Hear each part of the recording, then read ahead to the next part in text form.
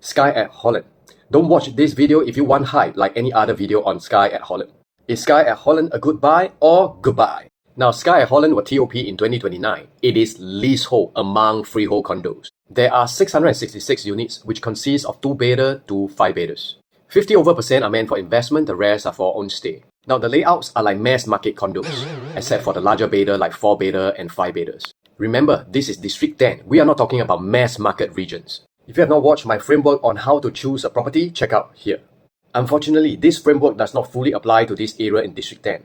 The buyer profile in District 10 doesn't think like mass market condo buyers. They would prefer lower density living, so larger development doesn't mean that it's better here.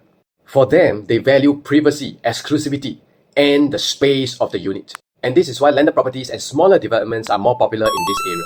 These are wealthy legacy buyers who prefer larger layout with ample living space. So livability and prestige are more important than investment and rental yield.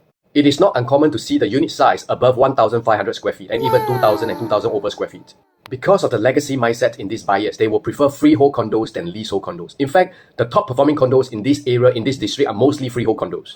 In a nutshell, people here prefer exclusivity, lower density living, freehold condos, and space in the unit. With this in mind, we're going to look at the numbers. It is newly TOP and it was launched at an average price of 2,923 PSF. The layout has huge balcony. Other than that, the interior space is like mass market condo.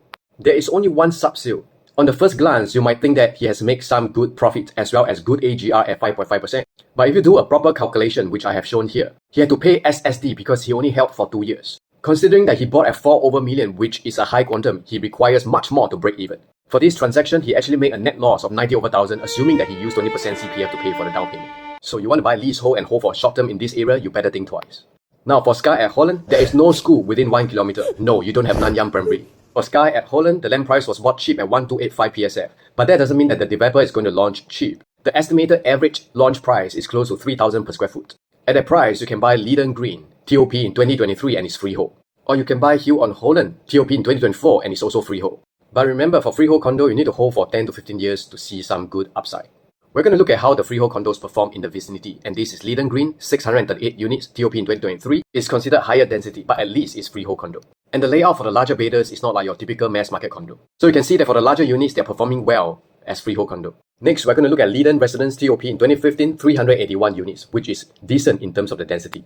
Of course, the floor plan is also not like your mass market condo. So you can see that they're performing well because of the space of the units. Next, we have Holland Residences, TOP in 2012, and there are only 83 units. And the layout is also not like your mass market condo. For a small development, it is still pretty decent in terms of the performance. Of course, those with penthouse and smaller layouts are not performing as well. While majority of the top performing condos in District 10 are the freehold condos, there is exception. This is D Leiden, TOP in 2014, a mega development with 1,703 units. While the density is not ideal, it does reach out to some mass market buyers. This is because the PSF is lower, resulting in lower quantum despite having pretty large layout. The units have ample space. Not only that, it is also within 1 click from Nanyang Primary School, which appeals to some of the mass market buyers. So you can see that for this leasehold D Leiden, only the larger units are performing.